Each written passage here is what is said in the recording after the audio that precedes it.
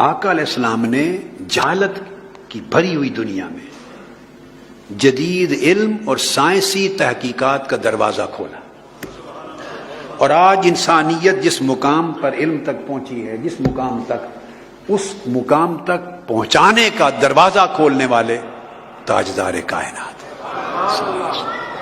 آقا علیہ السلام نے میڈیکل سائنسز کھولی، باٹنی کھولی، اس کے دروازے کھولے، مکینکس کے کھولے، زوالوجی کے کھولے، بیالوجی کے کھولے، جیالوجی کے کھولے، اپتھلمولوجی کے کھولے، انستھیزیا کے دروازے کھولے، کیمسٹری کے کھولے، میتھمیٹکس کے کھولے، فزکس کے کھولے، مکینکس کے دروازے کھولے، ڈائنامکس کے کھولے۔ میرے پاس ٹائم نہیں ہے کہ میں اس میں سے ایک ایک سبجیکٹ کو بھی کتابوں سے بیان کروں، یہ سب کچھ بیان کیا، یہ کتابیں پڑھی ہیں ساری، ان کے اندر درج ہے۔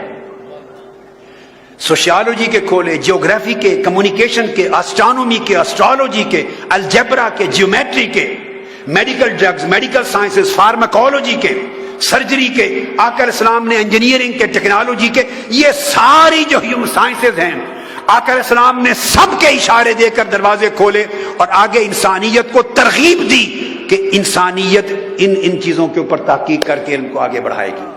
آقا علیہ السلام نے پوری سوسائٹی کو، کمیونٹی کو ایجوکیٹ کیا اور ایجوکیشن سسٹم انفورس کیا۔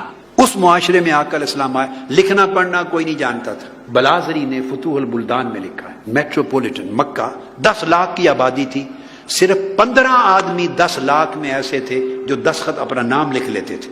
ایسے معاشرے میں حضور علیہ السلام نے علم کا دروازہ کھولا، علم کو نظام نافذ کیا اور اتنی ترجیح دی کہ غزوہ بدر میں 70 قیدی کفار مشرکین 70 قیدی آئے، ان کا جو رہائی کے پیسے ہوتے ہیں، آقا علیہ السلام نے فرمایا جس کے پاس پیسے نہیں ہیں وہ میرے شہر مدینہ کے 10 بچوں کو جو پڑھنا لکھنا سکھا دے، اس کو بغیر پیسے کے آزاد کر دیا جائے۔ پھر عبادہ بن صامت کہتے ہیں کہ اصحاب صفہ میں لکھنا پڑھنا، ریڈنگ اینڈ رائٹنگ، اس کی باقاعدہ اسپیشلسٹ اپوائنٹ ہوئے اور تقرری ہوئی عبادہ بن صامت کی۔ پھر آقا علیہ السلام نے ایک بورڈنگ سکول بنایا صفہ، جو ہاسٹل بھی بنایا، رات دن بھی وہیں رہے، ان کے لیے لکھنے پڑھنے کی کلاسز بھی وہاں جاری کی، اور آقا علیہ السلام نے ڈے اسکالرز کو بھی الاؤ کیا کہ جن کے پاس تھوڑا ٹائم ہو وہ بھی آ کے یہاں لکھ پڑھ جائیں، سنیں، علم حاصل کر کے جایا کریں۔ 700 سے 1000 تک اسٹوڈنٹس اس میں پڑھے۔ تعلیم کی اتنی سرپرستی فرمائی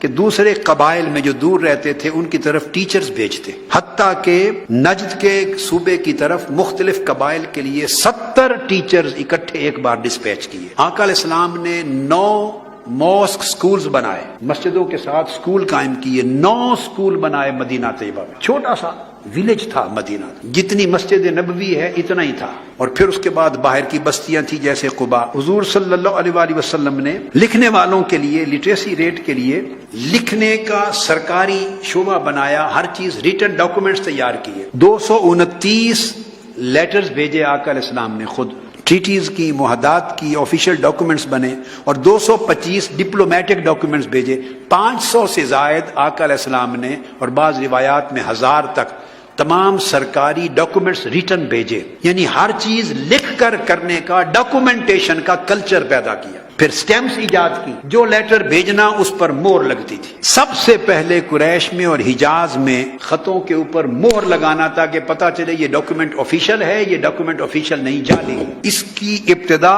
آقا علیہ السلام نے کی۔ پھر آقا علیہ السلام نے اسپیشلائزیشن شروع کروائی خاص موضوعات میں۔ فرمایا اس لیے سیدنا فاروق اعظم نے جو قرآن کو پڑھنا اس پہ اسپیشلائز کرنا چاہے ابی بن کعب کے پاس آئے، جو لا سمجھنا چاہے معاذ بن جبل کے پاس آئے، جو فرائض وراثت کو سمجھنا چاہے وہ زید بن ثابت کے ساتھ پاس جائے، جو خزانے اور فائنانس کا علم اور اکاؤنٹنگ کا علم سمجھنا چاہے وہ میرے پاس آئے۔ اور سیدنا مولا علی المرتضیٰ نے کہا جو کائنات کا سب کچھ سمجھنا چاہے وہ میرے پاس آئے۔ پھر آقا علیہ السلام نے فورن لینگویجز پڑھائی صحابہ کو۔ زید بن ثابت جو ہے وہ آقا علیہ السلام کے چیف سیکریٹری بنے، انہوں نے پرشین زبان سیکھی حضور کے حکم پر، یونانی زبان سیکھی، گریک لینگویج، یتھوپین لینگویج سیکھی، ارامک لینگویج، سیرین لینگویج سیکھی۔ یہ بین الاقوامی زبانیں 2 سپر پاورز تھی اس وقت، ان کی اور دیگر سب زبانیں سکھائیں۔ پھر آقا علیہ السلام کی اس جگہ پر جو صحابہ پڑھتے تھے اس میں صرف قرآن اور حدیث نہیں،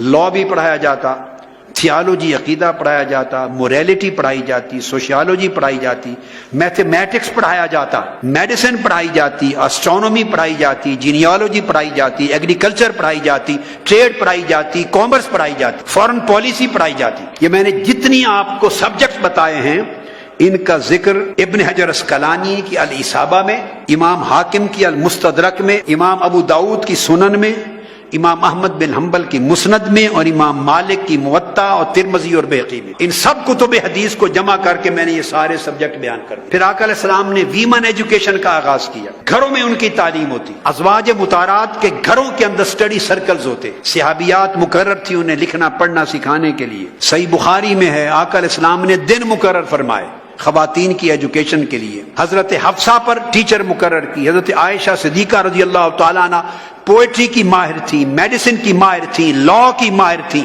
ہسٹری کی ماہر تھی رضی اللہ تعالیٰ عنہ، ہیومن سائنسز کی ماہر تھی. یہ صحیح بخاری میں ہے، مسند احمد بن حنبل میں ہے. اور آقا علیہ السلام نے فرمایا بیٹوں کو پڑھانے کا بھی اجر ہے، مگر جو بیٹیوں اور بچیوں کو پڑھائے گا اس کو 2 اجر ملے گا. پھر ایجوکیشن کو سینٹرل سبجیکٹ اور پروونشل سبجیکٹ بنایا، اور گورنرز کی ذمہ داری دی کہ وہ انسپیکٹر جنرل ایجوکیشن بھی ہوں گے، اور سٹی ٹو سٹی وزٹ کر کے نظام تعلیم کو دیکھیں گے. آقا نے فرمایا انما العلماء ورثۃ الانبیاء، صاحبان علم انبیاء کے وارث ہوتے ہیں. علم کو اتنا آقا علیہ السلام نے اونچا درجہ دیا. اس دور جاہلیت میں جب علم گالی تھی، لکھنا پڑھنا گالی تھی، اس میں علم کو اتنا ایمفسائز کرنا کوئی تصور نہیں کر سکتا.